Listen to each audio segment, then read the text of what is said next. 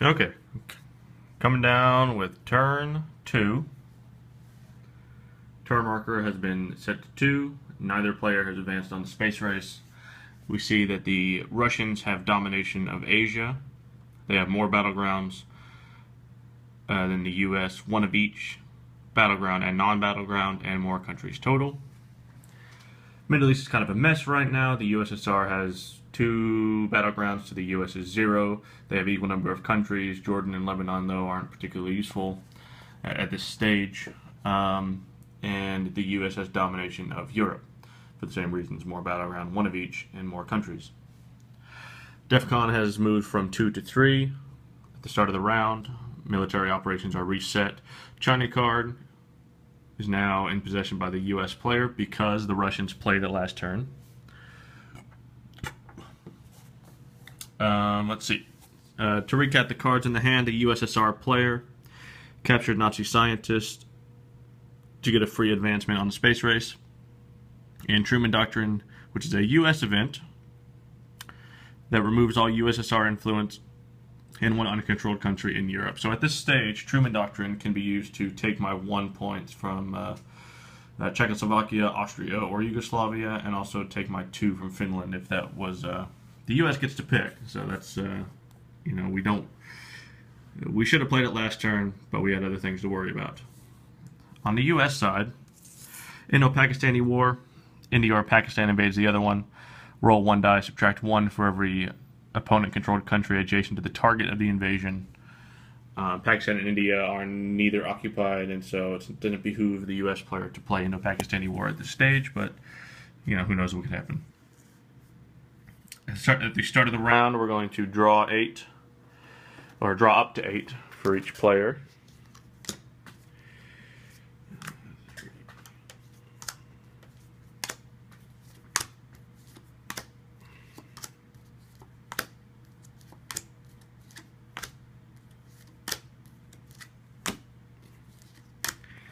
Okay, USSR hand, let's take a look. 1, 2, 3, 4, 5, 6, 7, 8, yep, okay.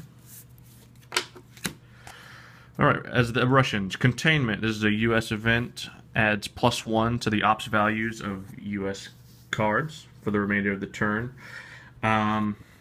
This is not as bad as it sounds. We can use this on the very last action round, giving the US 1 turn with +1 ops. And it's worth 3, so it's good. We're going to play that for ops at some point. Romanian abdication, remove all US influence in Romania. They don't have any. Soviets gain sufficient influence in Romania for control. This could be good if we suspect Europe scoring will come back next turn because the temporary discard pile will be reshuffled into the draw deck. So Europe scoring will come back. If we were trying to, for example, equal the number of countries in Europe in order to stave off domination, we could do that. The US right now has 4 countries. We have 2. If I played Romanian abdication, I take Romania, and then I could play another card, 2 points, to take one of those other countries, Yugoslavia, Czechoslovakia, or Finland, and then we'd be equal. They wouldn't have domination. Of course, the US is playing in response, so who knows what can happen, but it's not bad. Yeah. Red Scare Purge, one of the most important cards in the game to have. It's 4 ops, either player. All operations cards played by your opponent are -1 to their value. That makes containment that much better to play because it doesn't even give them a bonus. It just makes their cards normal. If we play this, we will probably play this for the headline phase because if the US is taking -1 to each one of their action rounds, there are 6 action rounds. That's a 6. They're down 6 points for the turn, essentially. It's almost universally played as a headline card. There's not really any reason not to. It's always good. However, the US does have a card to be aware of called Defectors, which will cancel the USSR headline card. If, on turn 3, you can deduce that the US player, or in turn 2, if you can somehow deduce the US has defectors, you don't want to play this, you don't want to get this canceled. But, you know, we can't play afraid of the cards, and so we will probably play it, unless we have defectors in this stack. NORAD is the next card. If the US controls Canada, they do not. The U.S. may add 1 influence to any country already containing some U.S. influence every time the DEFCON status moves to 2. This can be bad because if we play this, the card will be played face up next to the board. It will be in effect until canceled by Quagmire, which is a mid-war card. Every time DEFCON marker turns to 2, which will most likely be every turn, the U.S. gets a free point somewhere they already have some. So this can be good for the U.S. player if they were to put points in a bunch of random countries. If they were to spend 2 points to put 1 in Eastern Germany or Poland or something like that, they could use that NORAD point and just put it there and just to mess me up. They could also put it in South Korea. That could make things difficult for me. They could put it in any number of places they already have some influence, and so that can be difficult to work with. I may want to hold on to that. We'll see what other cards we have. Decolonization, one of the strongest USSR events. Add 1 in each of 4 African or Southeast Asian countries. At this stage, we're looking more at Southeast Asia. Well, actually, we may play into Africa because Southeast Asia looks pretty solid right now. Vietnam and Thailand are controlled. Not much else to worry about. If we take Laos, Cambodia, then and Burma, we'll be in good shape in Southeast Asia. Yeah, I'm not sure what else we would do with this. This is typically one of the best cards, specifically because it gets reshuffled. It will never go in the permanent discard. No asterisks. It will be temporarily discarded and come back next round, or next time it gets reshuffled. You know, we certainly like to play this as soon as possible so it comes back just that much sooner. It's not a bad headline card. Red Scare Purge is still better though, so we'll play this at some point. Marshall Plan, 4-ups, U.S. card. Gives the U.S. 7 points in Western Europe, 1 in each of 7 non-Russian controlled countries. It's kind of inevitable that this card's going to be played. 7 points in Western Europe at this stage isn't too bad because the Russians haven't really played into Western Europe. With these cards, it looks like Red Scare Purge is going to be our best choice, and we'll sort out the rest of our plays in response. As the Russians, it always behooves the Russian player to drive the bus, make the plays, and make the U.S. react to them. And in this phase, we're going to be able to control them that much more with giving them -1 to all of their cards. So that's the Russian headline card. All right, over here at the U.S. hand for turn 2. Let's see. Warsaw Pact formed.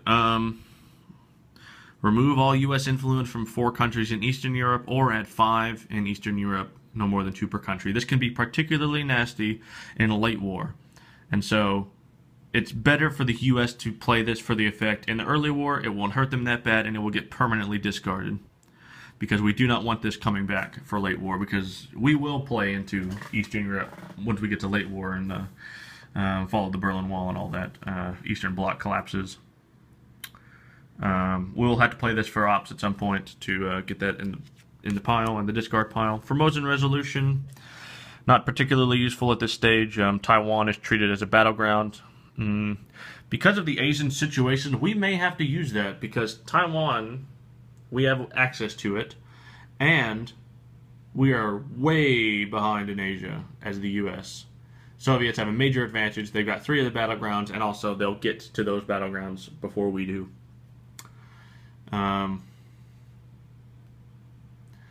thinking, though, 2 ops is a lot, and then we have to spend another 3 to take Taiwan.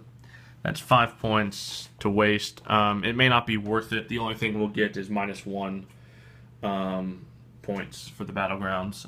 Even still, we probably won't play that for the effect. There's bigger fish to fry. It's also canceled by the United States play of the China card.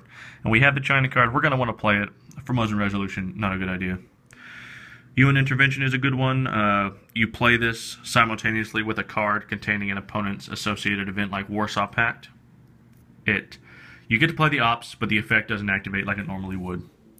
We don't want to play this with Warsaw Pact because we want the effect to activate early as opposed to later, and we want that in the discard pile. We won't play it with that, but maybe we have some other cards that we want to use that for. East European unrest, a good card for the U.S. to get. Remove one USSR influence from 3 countries in Eastern Europe. As you can see, late war, it's got a worse effect. It's that fall of the Soviet bloc coming into play.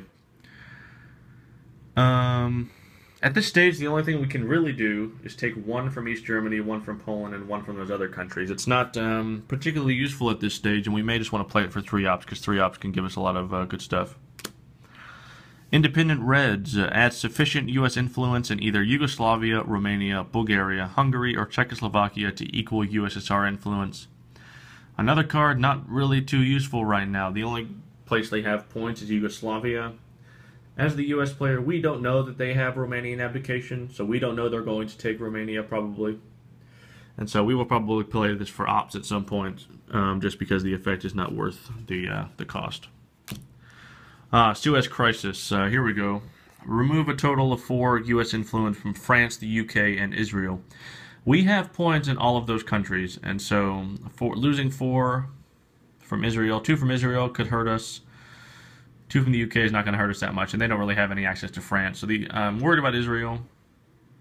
But once again, we want this in the discard pile as soon as possible. We don't want to have this come back later when we can't really control what's going to happen. Got to think about that. Nuclear Test Ban. Oh, a really good card. Just for the fact that it's 4 ops.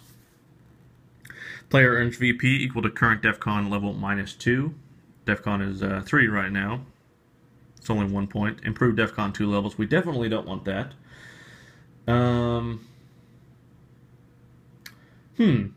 Actually, we might want that. If the DEFCON goes to 5, the USSR will probably take a coup in a battleground country, dropping it to 4. They will probably coup Italy, which we definitely don't want.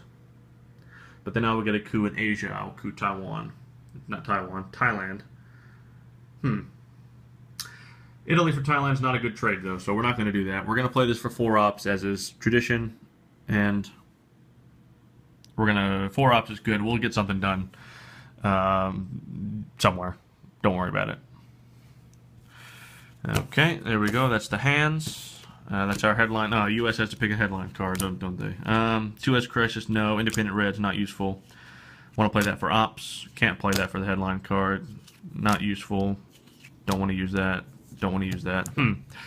Not really any good headline cards in this hand. Yeah, this is rough. I don't want to risk Italy for Thailand.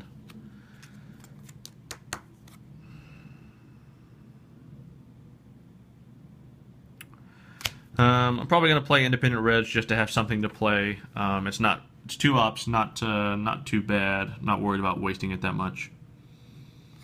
I wasn't planning on using the effect for anything useful anyway. We'll play that for the headline. It's kind of what we got. Okay, the cards are revealed simultaneously. Highest ops goes first. Red Scare Purge happens first. The U.S. is stuck at -1 op for the rest of the turn. We'll put that there so we can see it. Independent Reds. The effect, we're going to add sufficient U.S. influence in Yugoslavia to equal control. That's the only place we can do it, listed. So we've got that there. Okay. Independent Reds is asterisks. That's going to get permanently discarded over there. USSR goes first in the round. Let's see. We want to get that coup out of the way so